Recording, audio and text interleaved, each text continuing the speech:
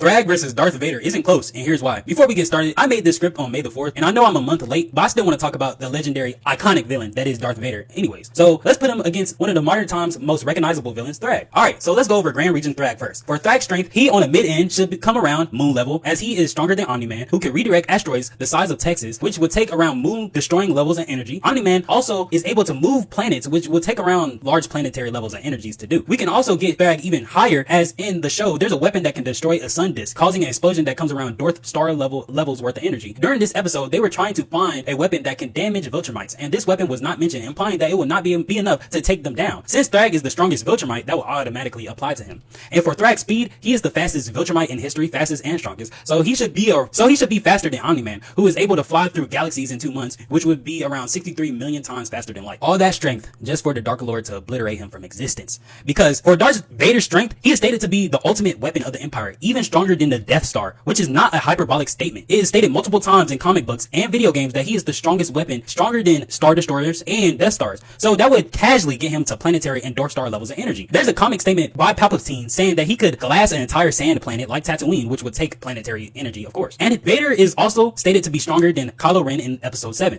And Kylo, like his grandpa, is stated to be the most powerful weapon in the First Order, and is stronger than the Death Star shown in those movies. And that Death Star absorbed a star, which would place him around star levels of energy. You could get him higher, as he's comparable to Emperor Palpatine, and he's able to control a massive kyber crystal that has enough energy to power the entire fleet in the last movie, which was calculated to be around multi-star levels of energy, or solar system levels of energy. There's also a statement that the dark side is an energy that comprises half of the universe, and Palpatine is stated to control all of it at one point. And Vader is able to withstand his strongest attacks, and is stated to be comparable to him in strength, which would place him in the galactic levels of energy on a low ball. For Vader's speed, while Grandpa might look old, he is actually pretty fast, as he's able to react and dodge ships in hyperspace. And this is impressive because while in hyperspace, ships can cross millions of light years in a second, which would be around 28.5 million times the speed of light. While Vader is slower than Thragg by a margin, Vader is massively stronger than him and is way more durable, and would more than likely, with one of his abilities, overwhelm Thragg. He would probably just force choke the fuck out of this nigga. I'm being honest. He could honestly just crush his throat and keep it pushing. Vader wins.